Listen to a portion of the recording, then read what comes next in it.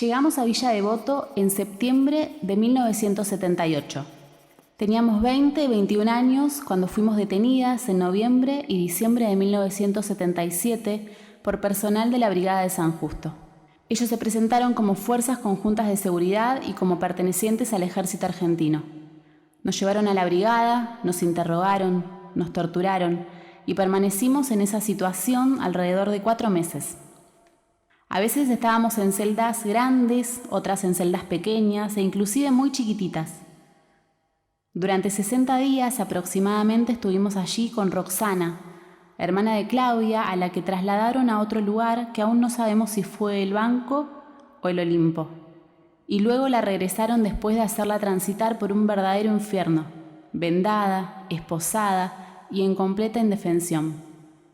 A los 3 meses recuperó su libertad junto a Adriana, de quien no sabemos el apellido, que estuvo allí con nosotras con sus escasos 15 años. Todos los días escuchábamos los gritos de dolor de personas detenidas mientras eran torturadas. Fueron horas de angustia, de impotencia, que sumaba a las amenazas al gatillarnos con armas en la nuca, a decirnos que destrozarían a nuestras familias, a sufrir humillación, al obligarnos a limpiarles la pieza y el baño a los torturadores y a no saber qué pasaría con nosotras. Lo cotidiano se convirtió en una tremenda tortura psicológica. De muchos de los compañeros que estaban allí desconocemos los nombres, como también cuál fue la suerte que corrieron. Pero sí recordamos a Saúl y a Tomás. De Tomás sabemos que por ese nombre le llamaban en la brigada.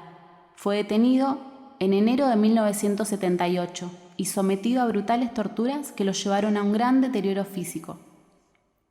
Escuchábamos que cuando lo traían de la sala de torturas le decían: «Vos tenés el certificado de defunción en el bolsillo».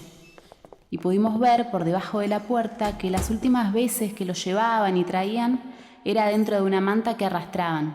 Ya no podía moverse. A mediados de marzo de 1978 nos trasladaron junto a Saúl al pozo de Banfield. Allí nos colocaron en una celda del primer piso donde permanecimos continuamente vendadas y esposadas. Nos quedaba solo agudizar el oído para escuchar los movimientos. Así sentimos los gritos de una mujer desde una celda cercana y voces en el piso de arriba, por lo que dedujimos que tenían a otros detenidos, y con el tiempo pudimos comprobarlo. En una oportunidad nos dieron para higienizarnos una palangana muy antigua, como de las que usan en los hospitales, y pudimos ver que estaba manchada con sangre. Siempre relacionamos este hecho con los nacimientos que se produjeron en el pozo, que no presenciamos pero que escuchamos relatos fehacientes de esto. En Banfield nos entregaron 2 colchones para dormir, que tiramos en el piso de una celda muy amplia, totalmente vacía, que tenía un baño pequeño, con letrina, sin puerta, una pileta chiquita con una canilla de donde salía un hilo de agua y donde todo estaba tremendamente sucio. En la celda contigua estaba Saúl, con quien nos comunicábamos a través de la pared. A veces golpeábamos y otras acercábamos el oído a lugares donde el revoque estaba soltado y podíamos escucharnos. De esa manera nos alentábamos en los peores momentos, como fue precisamente cuando a principios de mayo del 78 él nos avisó que iban a trasladarlo. Un día abrieron la puerta de su celda. Fue lo último que supimos. Más tarde nos enteramos de que él había sido trasladado junto a varios compañeros, no sabemos cuántos, que estaban en el segundo piso. Pasaban las horas y no sabíamos qué pasaría con nosotras. Estuvimos en Banfield alrededor de 60 días. A mediados de mayo se presentó a nuestra celda personal de la Brigada de San Justo. Nos cambiaron las esposas, las vendas y nos trasladaron a la comisaría de Aedo.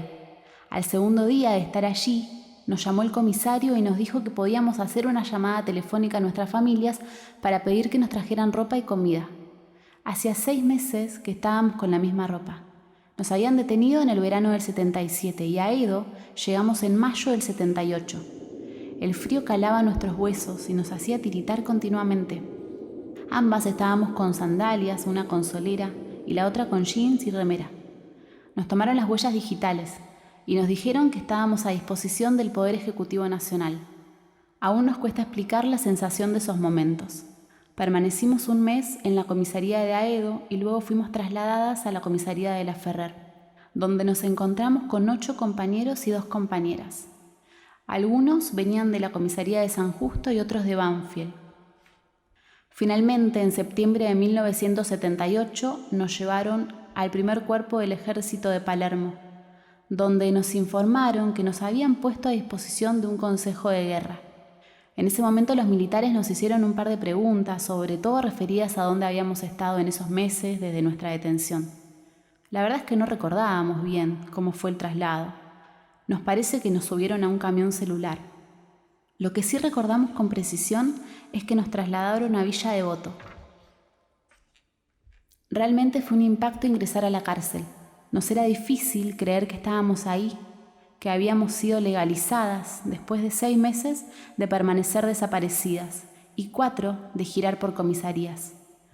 El tiempo transcurrido sumó 300 días, pero miles de horas, minutos y segundos, de total angustia e incertidumbre.